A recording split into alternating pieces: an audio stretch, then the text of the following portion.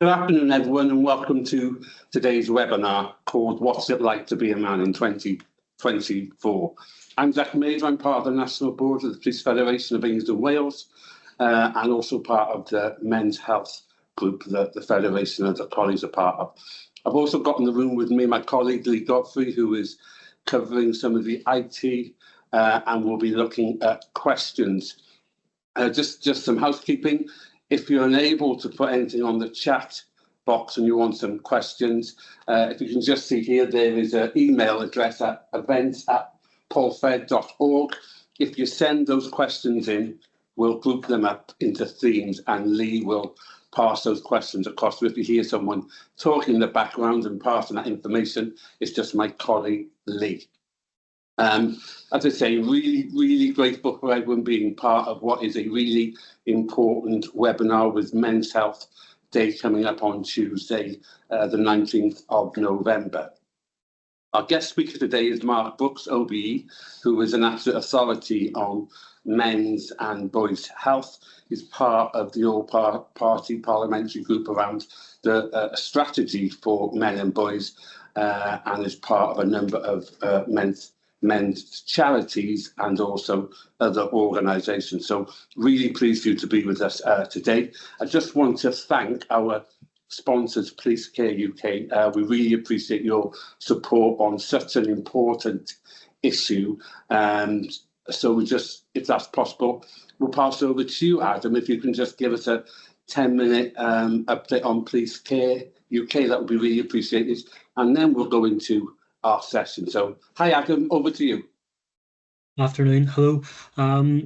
Pleased to meet you all, and thank you so much for attending today. So, the first thing I'm going to do, which is probably the most anxiety-provoking, is I'm going to attempt to share my screen. Absolutely.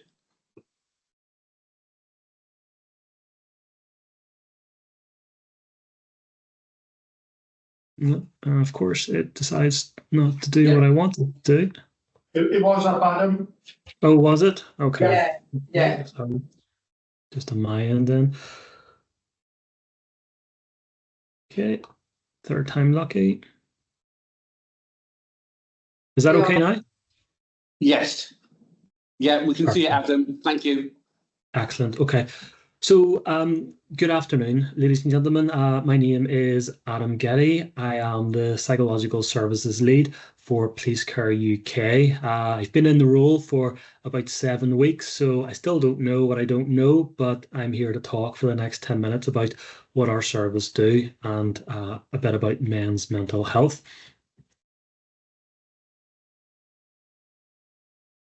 So a little bit about Police Care UK. We are a dedicated charity that supports police officers, staff, volunteers and their families across the UK who have been physically or mentally affected by their service. Recognising the unique and often traumatic challenges faced by those in policing, the organisation provides essential services to help individuals recover from both physical injuries and mental health issues such as PTSD, post-traumatic stress disorder, anxiety and depression. And Police Care UK has roots tracking back all the way to 1926 and has adapted over time to meet the needs of modern policing today. From financial to physical to mental health, Police Care offer mental health and wellbeing support. We provide confidential therapy and mental health resources to help individuals manage the psychological impact of their roles. We also offer financial assistance. So we offer grants to alleviate financial stress from injuries, illnesses, or crises that result from police work. We are engaged in research and awareness, so we conduct research on the mental and physical impact of policing and promoting awareness to improve support systems within the police force and advocacy. We're working to raise awareness and influence policy change to ensure that better mental health resources and safer working conditions are there for police personnel. And our aim at Police Care is to ensure that no one suffers alone as a result of their policing duties and helping those who are affected recover to reclaim their lives.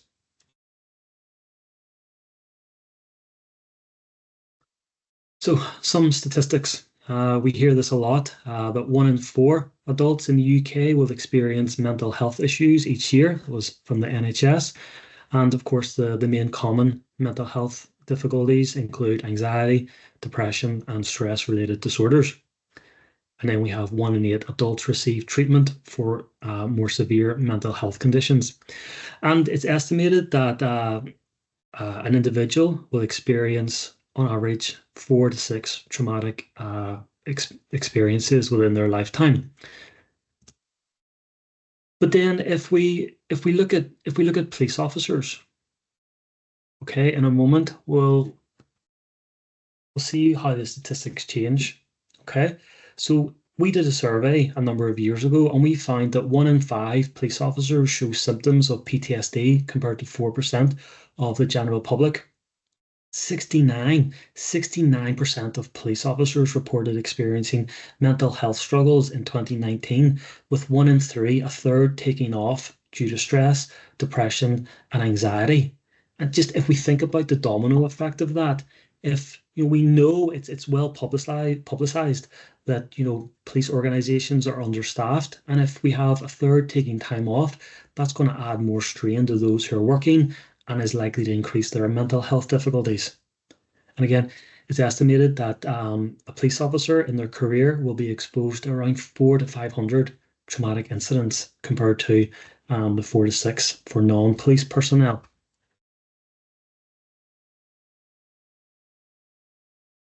And then the unfortunate slide is around suicide. So between 4,000 to 5,000 male suicides are recorded in the UK each year.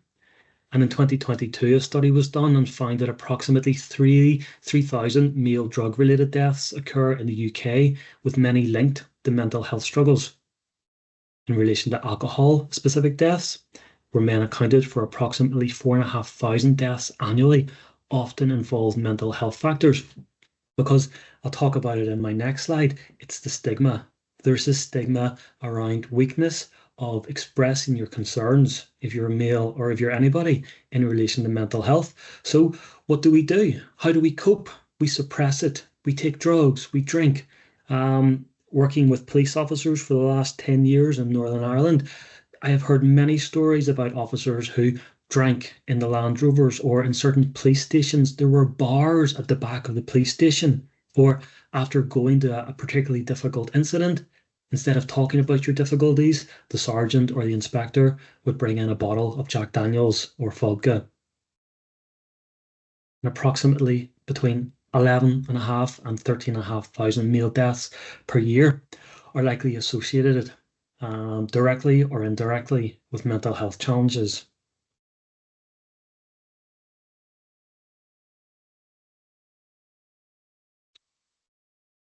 And this title of what it's like to be a male in 2024, I have been thinking about this quite a bit over the last couple of weeks, because there's something implicit applied about that. Okay, it's made me think, well, what's it been like to be a man in 2023, in 2022, in 2010, 2000, 1990, and so on? It's that the stigma continues. For too long, society has told us that as men, we should stay silent about our struggles, that if we speak up, we will be seen as the weak link and let others down. And if we become this weak link in this line, will the rest of us become compromised? That those standing beside us won't feel confident about us.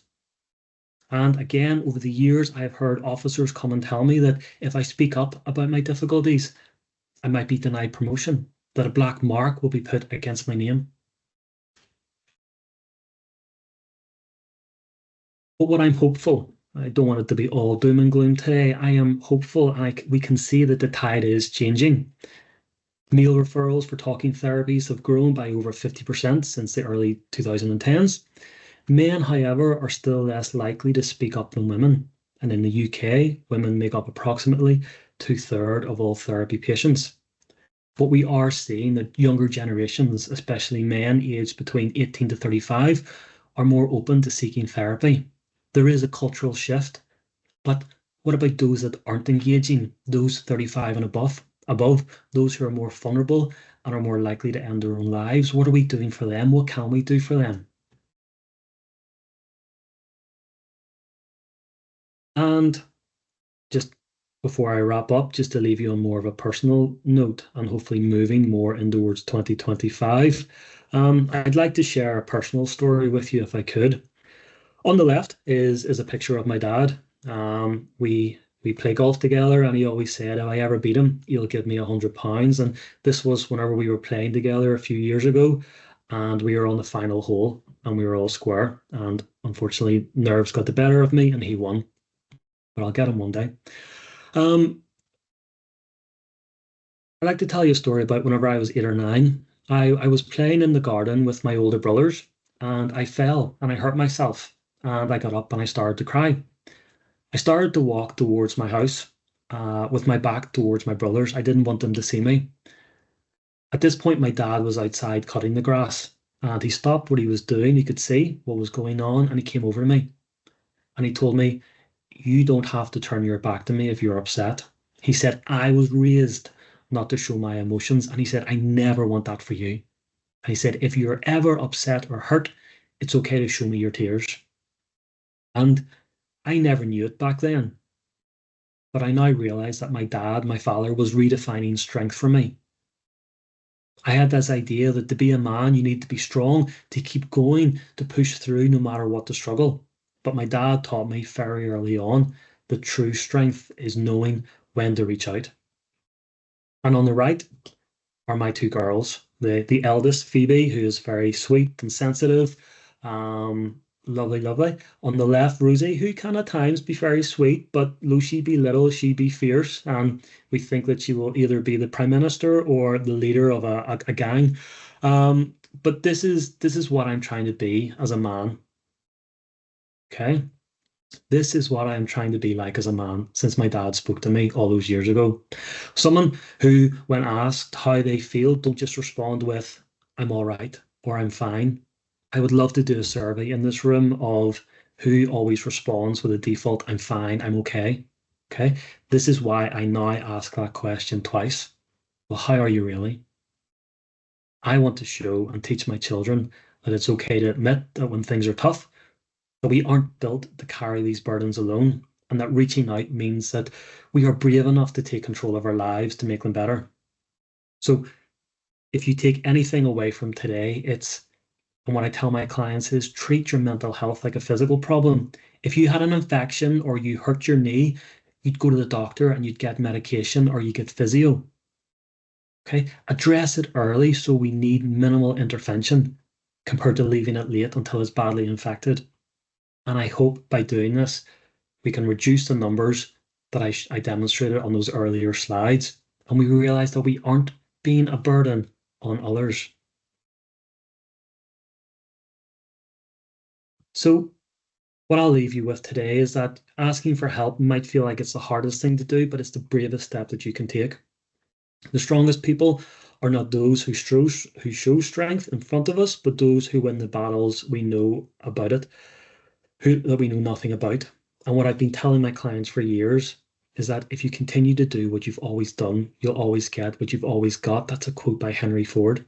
Okay, that if we keep taking the alcohol, suppressing, and nothing gets better, well then let's try and change it. You have absolutely nothing to lose and everything to gain. So if you are in the police, use your EAP, welfare department, refer to Police Care UK for harm caused by policing.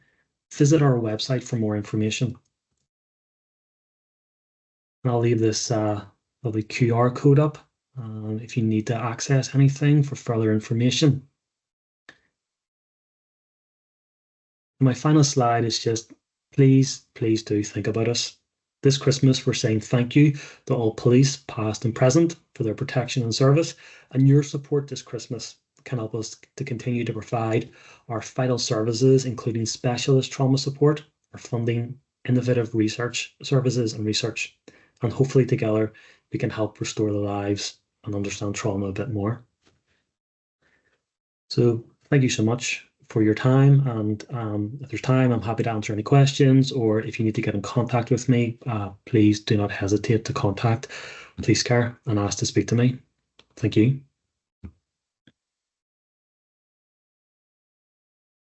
And apologies if I spoke too quickly. I've been training myself to stay on. Yeah, absolutely never.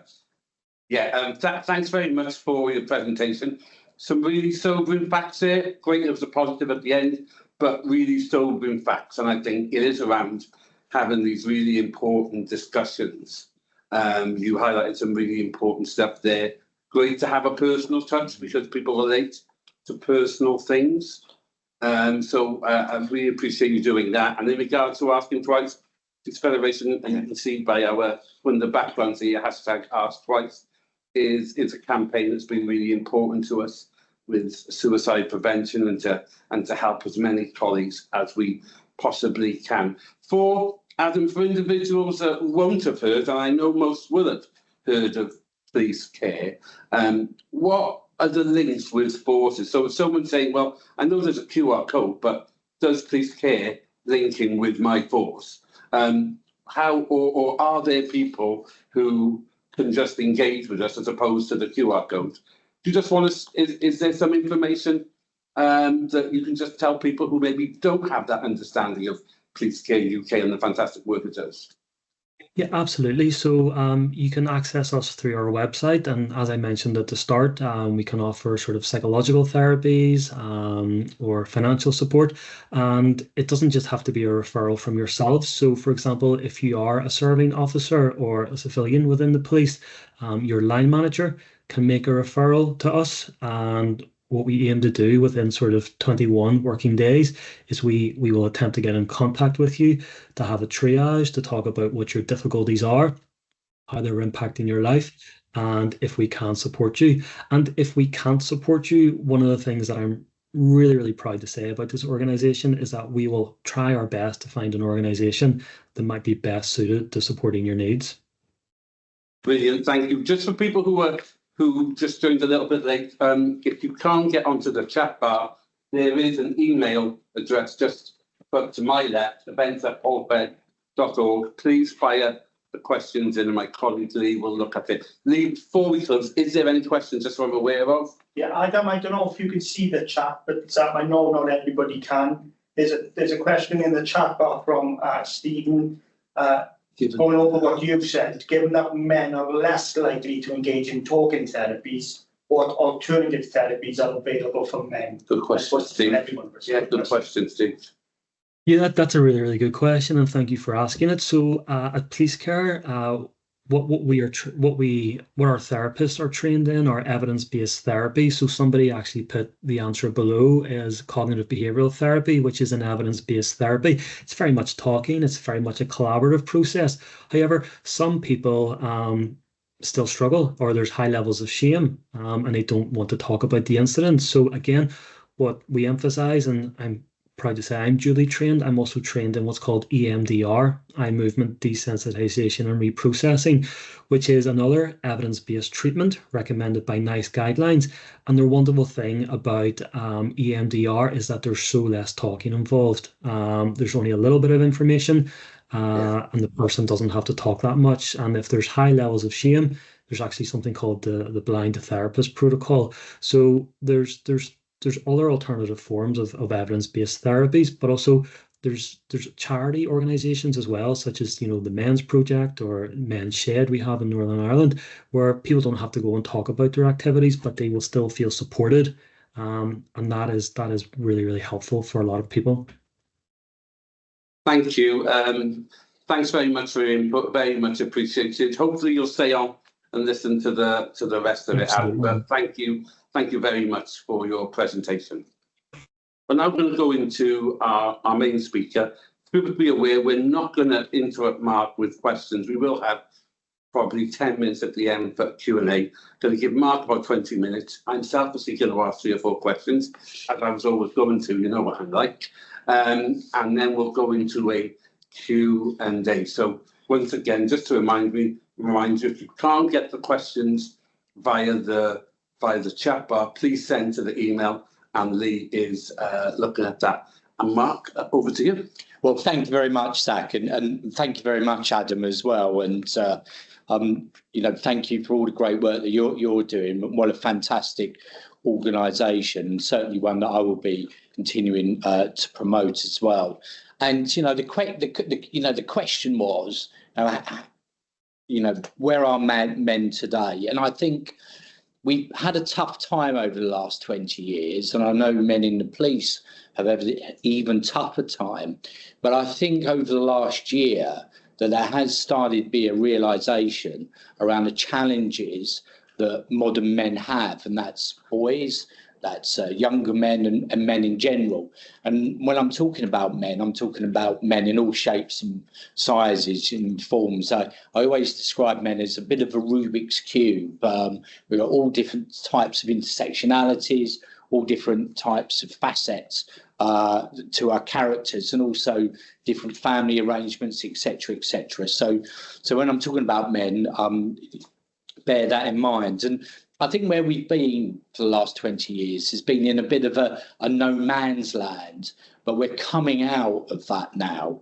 And what I mean by that is that, now Adam talked about some of those figures in terms of we lose 14 men a day to suicides. I mean, I looked at the police figures, 16 male police officers lost their life in 2022 to suicide, for example, and it was 2 female police officers as well. And of course, it's always important to emphasise it's never a competition. So anything I'm talking about here is obviously not showing any concern about the challenges that women face. So we've had those problems. 33 men a day die of prostate cancer. 1 man in 5 doesn't live until they're 65 in the UK. So there's a whole host of different issues that are affecting men. And what I mean about this no man's land is that there's been 3 things that really impacted on men the last 20 years. One is around male identity, where the traditional male identity of being the breadwinner, being the leader in the family, for example, has changed, and for the good. Women now have far more agency in their lives. They can decide what careers they want. They can decide around their family arrangements, whether they actually, if you like, have them bring in the most money into the family, for example, or not want to have a family. And so that's been really, great for women, and long may that continue. But we've not really had any discussion or talk about how that changing world has actually been, how men have been allowed to adapt to it and actually been supported in that adaptation. And one of the things that myself and others who work in this field, men's health, inclusion, and also running charities, is that men are being told over the last, especially over the last 10 years, that, we need to talk more. But there's no point asking men to talk if no one's prepared to listen or act. There's no point in saying, men should better care for themselves when society and employers and others are not providing better care for men. It's the same with regard to, men shouldn't harm others, but who's stopping harm towards men? Men should be better fathers, more involved fathers, but paternity pay is poorest in the world in terms of sort of main countries.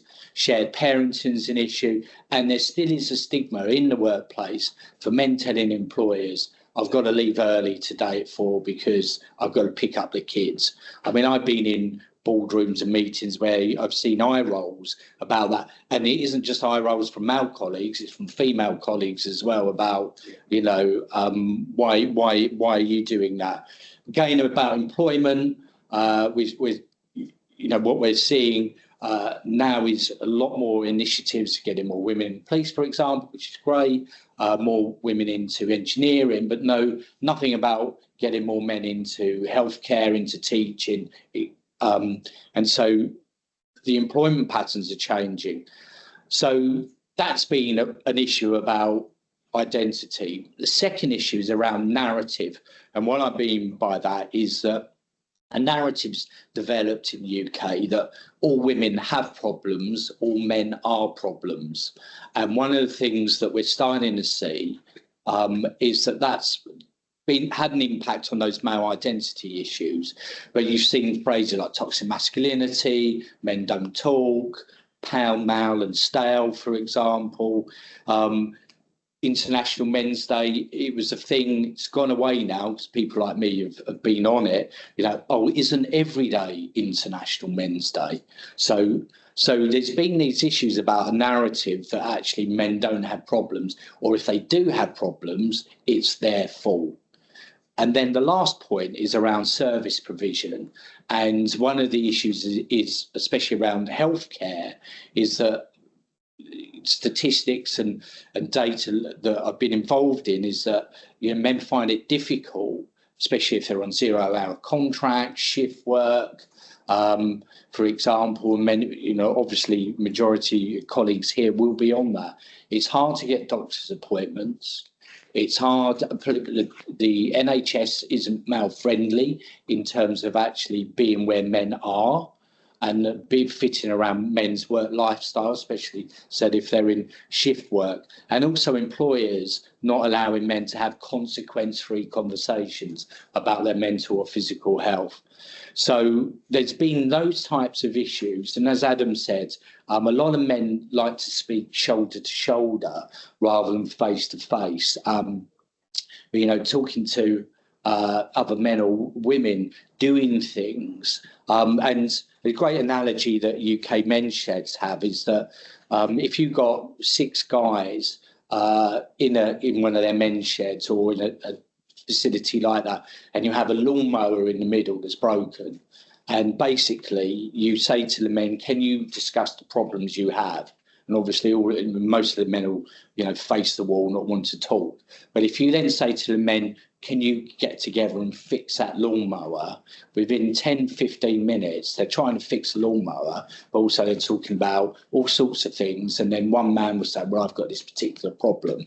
And the one thing you can almost guarantee coming out of that conversation is not only that some man in that conversation will then disclose an issue, and then the other men will rally around them, talk to them, signpost them to help. But the other thing that will happen is you won't get a fixed lawnmower. So all of that's you know, being issues in terms of identity, the narrative that men don't need issues, and also actually what services are available. But I know I've got a very monotone South East London accent. I used to play in goth bands and never really changed in terms of my voice. So that sounds all very depressing, but things are changing, and they're changing for the good. Adam spoke about a number of those issues, but the fact that we're having this conversation today, that wouldn't be necessarily happening 5 years ago. We're seeing male staff networks right across the board, number of police forces. We were chatting last night. I've got excellent male staff networks. Again, they weren't really there 5 years ago. So that's been a big change. The whole issue around diversity and inclusion, there's been a real pushback now about it not being inclusive of men. And that's really starting to take shape, especially because there's been a lot of debate about men, around 50% of men not feeling that diversity and inclusion initiatives are really about them, or that they're not really welcome. That's moving now. There's been a huge pushback on that. We've got calendar events. International Men's Day, it's huge now in the UK. The International Men's Day in the UK is the biggest International Men's Day anywhere in the world. I mean, last year we had 600 to 800 organisations involved, from pubs doing pub quizzes for prostate cancer to chats like this, big multinational banks doing big events for their male staff, and also, importantly, also for their customers. And also we're starting to see political initiatives change. We're starting to see with the current government, for example, starting to really talk about having a national men's health strategy. We're starting to see more discussions around victims of certain crimes, domestic abuse and sexual violence. Also, a lot of push about having more conversations about healthy relationships in schools, and also about discussions about the importance of talking about mental health as well. And there are challenges. I looked at some data the other week.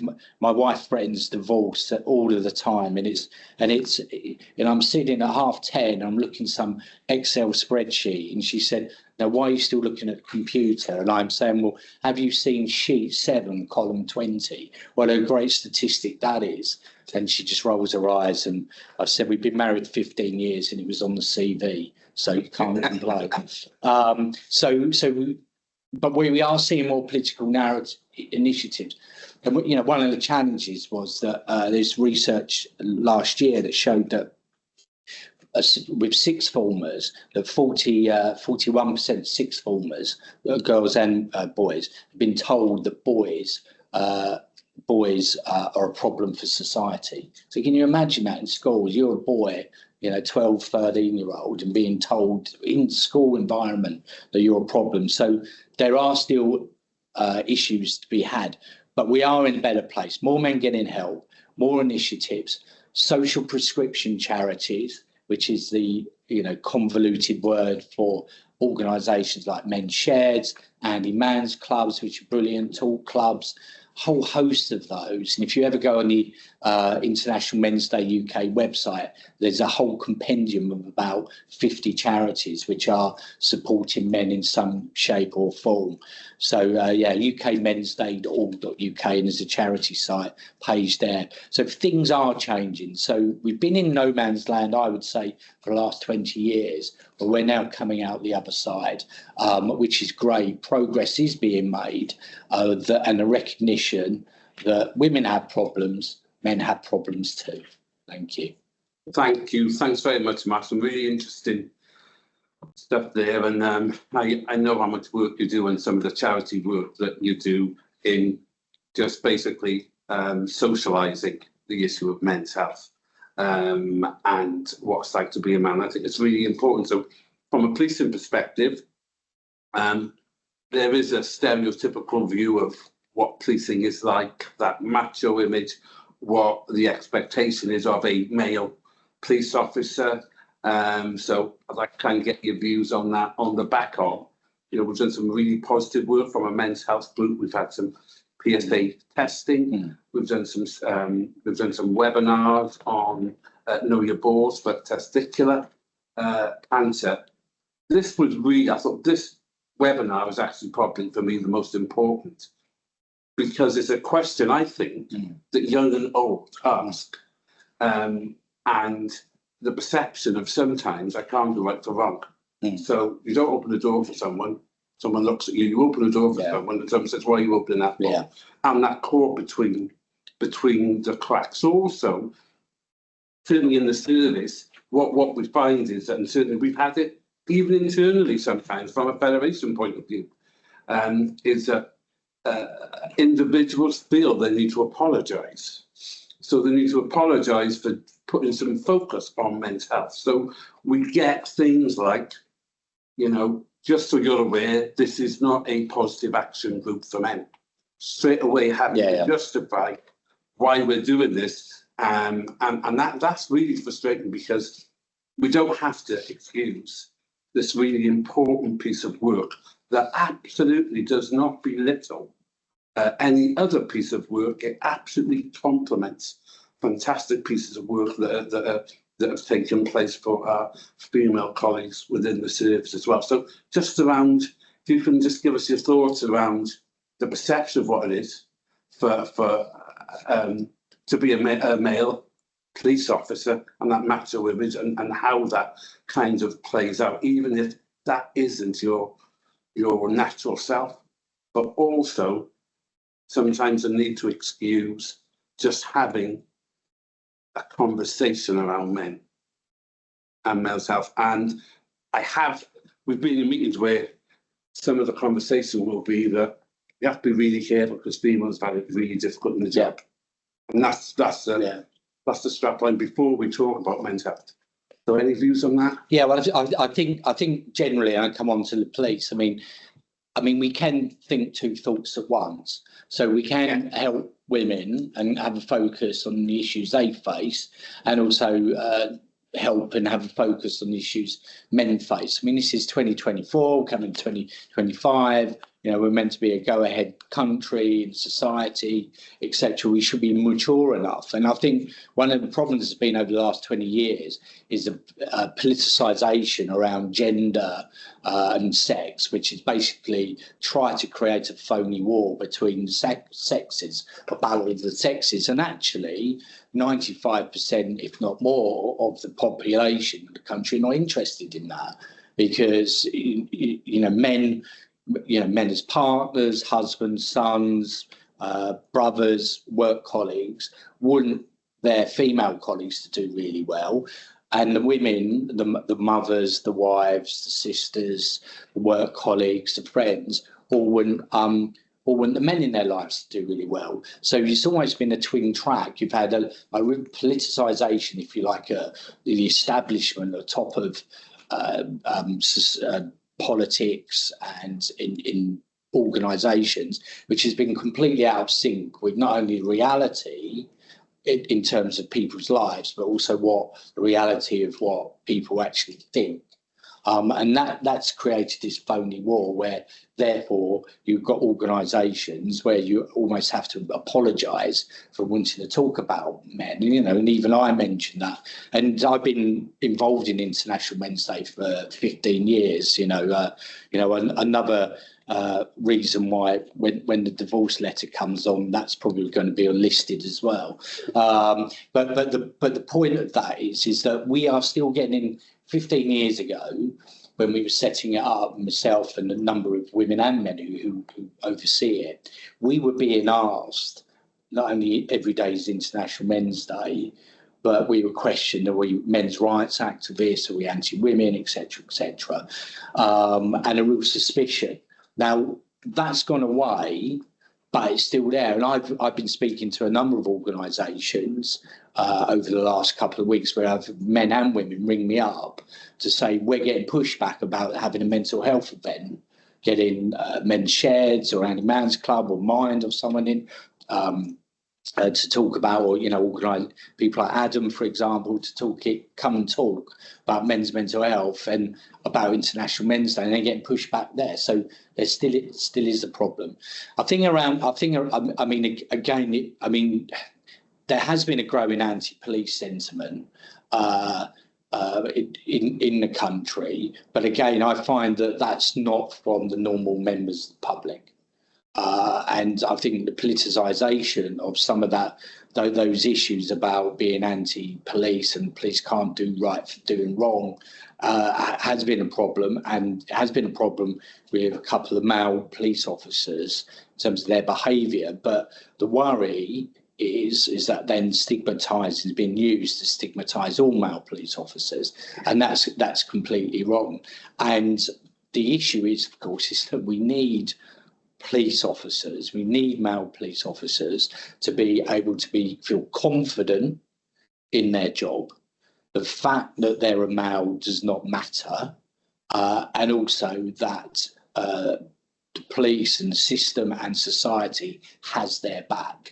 And that's why we're starting to get pushback about this anti-police narrative, because there's a realisation without the police, where would we be? And I think some of the issues that the police have had to deal with just over the last year, in some demonstrations, some of the difficult demonstrations in the summer, and also the ongoing demonstrations about things happening in the Middle East.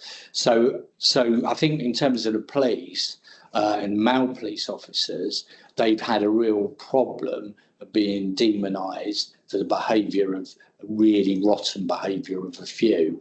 But I think the public still very much behind male police officers that I'm finding, and it's more of a narrative at the top. And we know that there's big challenges that female police officers have had too. And as I said, it's not a competition. There may be different problems, but certainly, again, I think things are moving forward. I think the police and crime commissioners need to step up. I'm being honest. The police and crime commissioners need to step up. And without being too controversial, I think the Mayor of London, as a London Police and Crime Commissioner, needs to step up as well and actually be far more visible in backing his police officers. Great, thanks for that.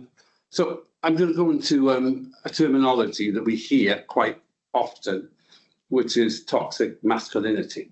And what's your view on that? What I can say is I've got 3 sons. The youngest is now in university, but certainly even through school, will say that he, as a boy, was dealt with differently than a female or a girl. So that perception is there. Yeah. And that's really concerning when both ends of the scale. So when you're young, before you even setting on your education career or your job. But also, what is your view on this? That terminology that we hear very often. We all know how important words, terminology are and how they can be really positive. On the flip side, they can be really, really damaging. So what is your view of masculinity? Well, I think that phrase is a dangerous term. I mean, be very clear. And I think that there is now a lot of pushback on that term. It's still being used, but it is dangerous. And the reason it's dangerous is first of all, masculinity isn't inherently toxic. You know, things about strength and resilience and independence, for example, there's nothing toxic about that. And actually, when you look at the whole definition of masculinity, it's about behaviours which are associated with being a man, but women have those intrinsic traits as well.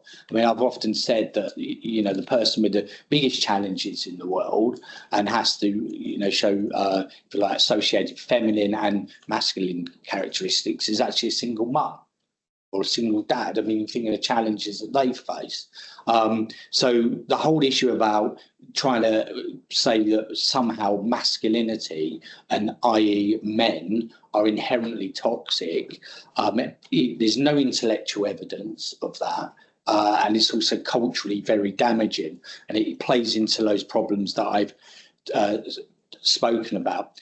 It also is an excuse for society and also for public services, obviously not the police, but public services not to do anything to actually help men. So it gives an excuse for the health service or GP surgeries like, well, the reason men don't come because they're toxic and we're going to stay being open 9 to 5, Monday to Friday. You know, or we're not going to have a pop-up GP surgery on an industrial estate, for example. Or we're not doing PSA prostate testing on, you know, football grounds or wherever, because it just gives an excuse that, a fatalist view of men and masculinity. And the other reason why I think it's dangerous is because if you're a vulnerable man and you don't know what to do, don't know who to speak to, you might have element of suicidality, for example. If you hear someone talking about either at work or in the media about our toxic masculinity, you'll think, well, there's nothing I can do. You know, no one's going to take me seriously. If I go to speak to anyone, they're going to think I'm toxic, for example. So for my view, toxic masculinity is actually a dangerous term, and it puts vulnerable men at even more risk. Thank you. Another question we hear about, certainly, which is a really important piece of work around violence against women and girls, which is a massive issue, not just in this country, everywhere, and some of the horrific things that we hear and see in the news, and how it is really awful. Part of that equation often gets forgotten is for boys and men in that equation. So it's something certainly from a federation that we brought up. We feel that even the terminology where it doesn't mention boys and young boys can be quite harmful, and that's absolutely not taken away from the importance, because it is really important that we get this piece of work right in the service. But what is your view on boys and not being part of that massively important piece of work that's taking place currently? Yeah, well, I think it's a real problem, and I'll talk for a moment about some of the policy challenges. But even if you look at the issue this week with the Archbishop of Canterbury and a cover up in the church, for example, Church of England, my view was that if it was actually talking about young girls who were being sexually abused by that terrible, horrible man, I don't think that would have been covered up by the Church of England for 4 years. But because it was young boys, there seemed to be some sort of excuse about it. I'm not sure, because we know terrible things that people like Jimmy Savile did, and they were all covered up as well. But I just felt that, were those young boys not seen as visible and seen because they were young boys, and so we can see with the implications of not seeing boys and young men as potential victims of those types of crimes. Obviously, the police take that very seriously, but there was this cover-up. Because if you think about it, the church didn't actually contact the police for a number of years, and what they should have been on the police straight away. And same with Jimmy Savile, who obviously abused boys and girls. But there's a real challenge at the moment, because I was speaking to my colleagues here, but also other police colleagues, is that I work a lot in the field of male victims of domestic abuse, and also working with colleagues around male victims of sexual violence, sexual abuse. And one of the challenges is that when the government, more so the last government, the new ones are obviously only just got in, but for the last 15 years, when the government talks about violence against women and girls crimes like domestic abuse, stalking, forced marriage, sexual abuse, included in that is actually men and boys. So if you're a dad fleeing domestic abuse, or a gay man fleeing a forced marriage, or a boy who's being groomed online, victim of sexploitation, which is something that's really starting to harm a lot of teenage boys, you are described by the government officially as a victim of violence against a woman or a girl. So a gay man fleeing a forced marriage is defined by the government as being a victim of a crime of violence against a woman. It's something that even George Orwell wouldn't write, but that's been the policy for the last 15 years. And what we're trying to do, a number of us are actually trying to say, we need to keep the violence against women and girls strategy, and a huge focus on that.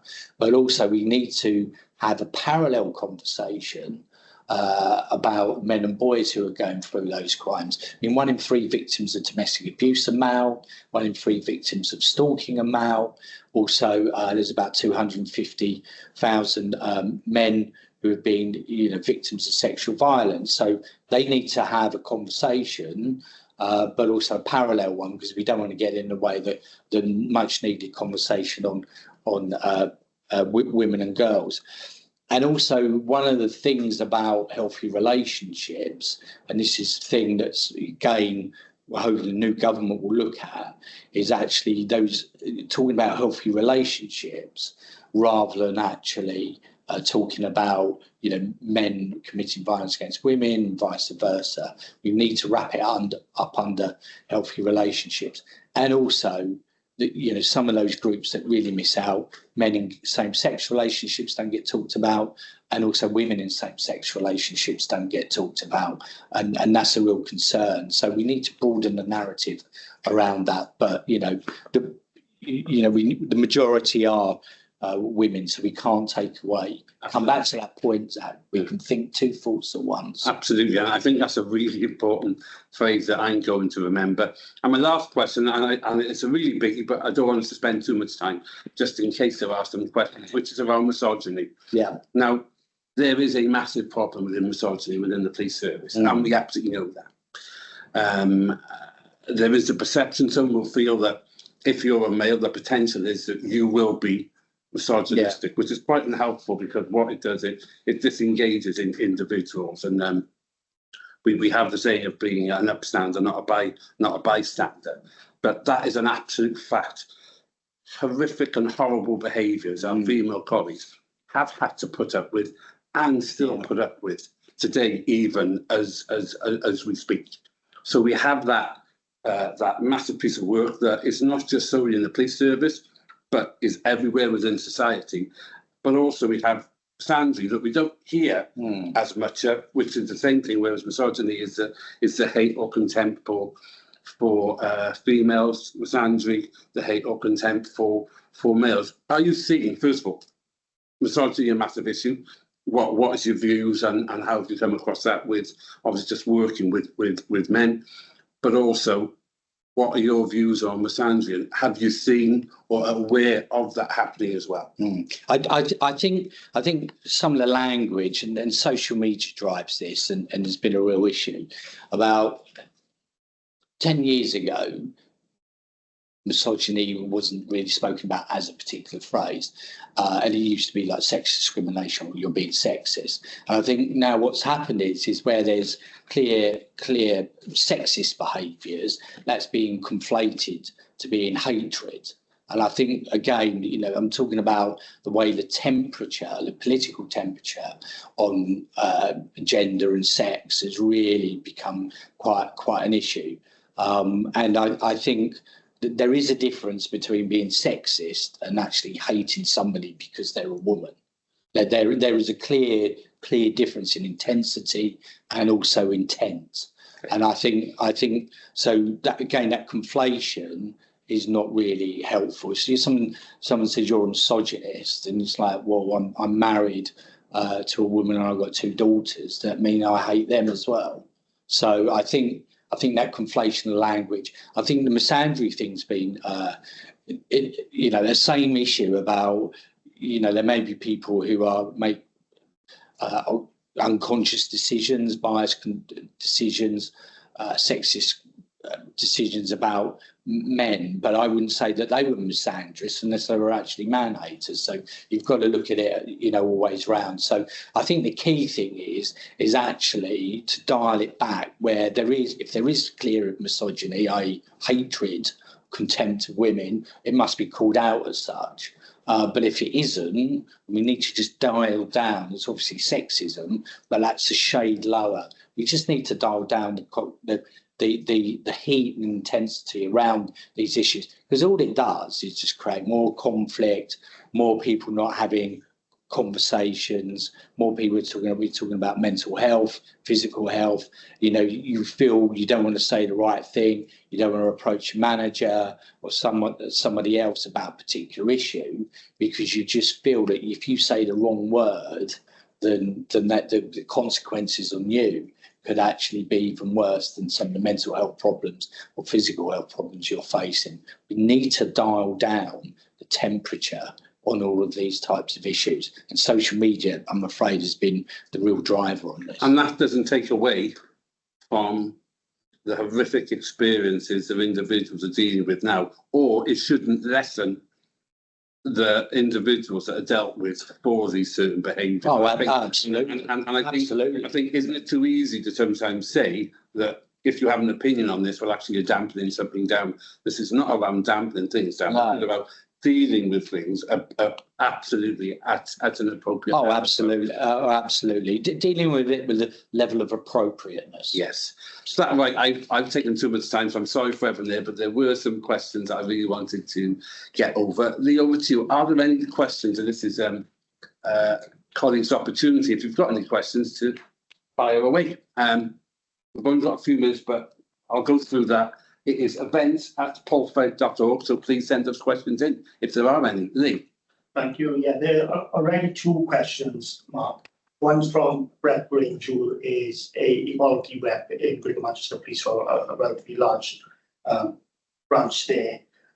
He deals with all equality issues, but the perception of the men that he represents, when they ask for flexible working or dependent sleep, things like that, is that they're less valid parenting concerns than our female colleagues. And we know female colleagues face issues in the workplace too. Yeah. But the perception of the men are less valid parents. What's your thoughts on that? Yeah, well, that's just clearly wrong. I mean, this is the point.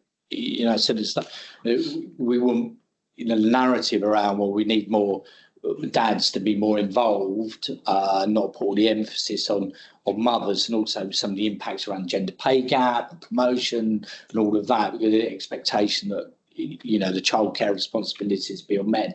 So you can't have, I talk about you can think two thoughts at once, but you can't have two contradictory points of view. That we wouldn't, one minute people were saying, oh, we want more dads to be sort of more involved parents, and then if they want to take time out and the issue your colleague said, then they're looked down at. So again, you're then leaving men in this no man's land, because whatever they do, they can't win. Yeah. And that's, when that's happening, that is a problem. Men can't win in those situations. They're damned if they do and damned if they don't. That's what's got to change. But it is changing, and I'm sure a colleague from Manchester is pushing back on that. Yeah, Brett will absolutely will be pushing back on that.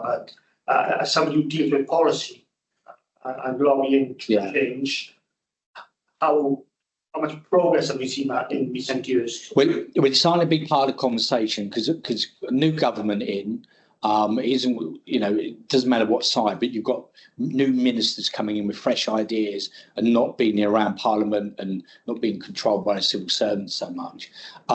And so there was a big debate about 3 weeks ago in Parliament, packed debate talking about paternity pay, equal parenting leave, the role of dads and how important it is. And what was so great was that there was lots of male MPs, but there's loads of female MPs there, all from all parties saying the same thing. So I think there's some big campaigns, Parenting Out Loud. If you go on LinkedIn and others, look out for that campaign, a massive campaign. Parenting Out Loud is about dads being more visible in the workplace. So look out for that on LinkedIn and elsewhere. It's a great campaign. Brilliant. Lee, anything else? Yeah, another question. With the continued progress from recent years, what are your thoughts on a Minister for Men or Minister for Men's Health within the Parliament structure? Yeah, well, that is very much needed, because we need somebody in government, and there's been debates, and a number of short time, but certainly if I can meander for a minute. So I was doing some work for an MP last year, and we've been working on pushing the case for either a Minister for Men and Boys, because we felt men and boys actually politically, with a small p, makes it less controversial, or a Minister for Men's Health and Wellbeing. Again, makes it less controversial. And this MP, a Northern MP from South Yorkshire, was invited to Women's Hour. And the Women's Hour team, we could see the way they were briefing and the way that I'd obviously dealt with them before. They were going to try and stitch this guy up. And he's quite an authentic, he's no longer an MP, businessman, South Yorkshire, really earthy, authentic guy, and but smart. But smart, obviously. And so they got it, but he hadn't done much media, and I trained him to death. He went in there, and they were all sitting around. We're going to make this guy look misogynistic, sexist, and he absolutely turned the whole conversation around. And you could see from the Radio 4 presenters like disappointment that she hadn't been able to stitch him up. But what happened with that? The important thing about that is it's normalised. Stephen, who asked the question, it's normalised the conversation in Parliament, not only around men's issues, but also a Minister for Men and Boys. And again, the government came in, all of a sudden, with a snap election, and we're hoping over the next year or two that there will be a position like that, even if it's just one on, if we get a men's health strategy, the government are looking at that. I think if we have a men's health strategy, they will need to make a minister responsible for that, and therefore that will be probably the way that we'll be able to get a Minister for Men and Boys, by actually using a piece of policy to get that over the line, and it will feel very natural for that actually to happen, rather than it being a big political deal, because it isn't a big political deal, and we want to make sure it isn't. It should be just normal. Yeah.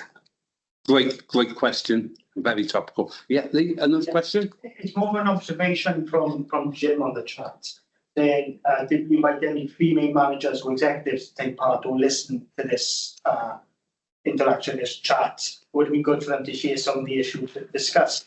The fact remains, Jim, is everybody was open to this webinar, male and female colleagues, and everybody's got an interest in policing in its entirety. But I think it goes toward Mark's point, we can't have two thoughts at once. It's very important that men get behind women's initiatives, and it's very important that women get behind men's initiatives. Do you think there's anything we could do to encourage that, Mark? I think just making sure meetings like this, or you feel that, you know, are open for women, but also, you know, having conversations. You could have, I mean, you're telling me you're doing this now, but you know, you might want to have discussions about menopause actually within.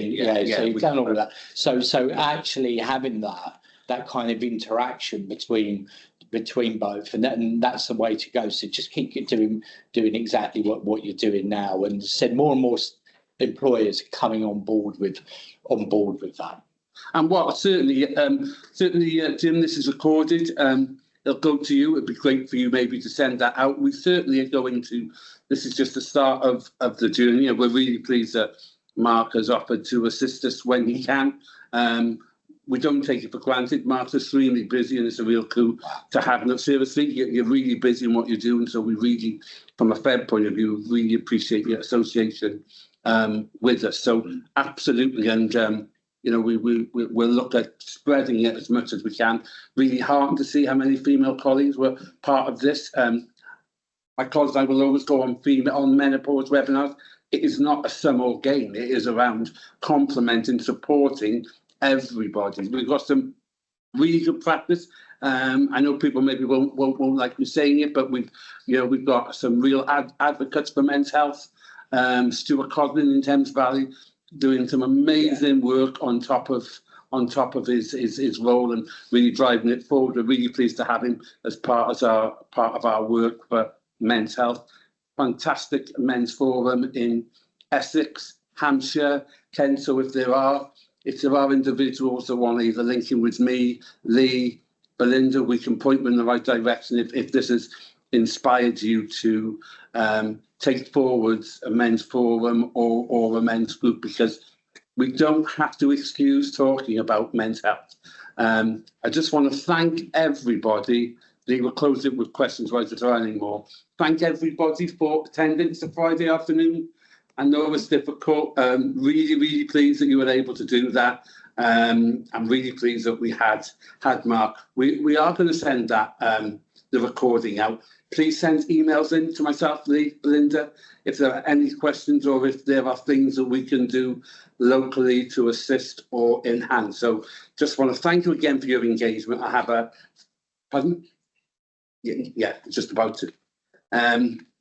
I just want to thank you again for what you're doing, and more importantly, taking the time, because it is really important and will make a difference. Also, once again, a real big thanks to Police Care for sponsoring this event, and I'm sure that you will get some inquiries around some of the great work that you can do and that you are doing. So thank you, Adam and Stuart. Take care and have a great afternoon.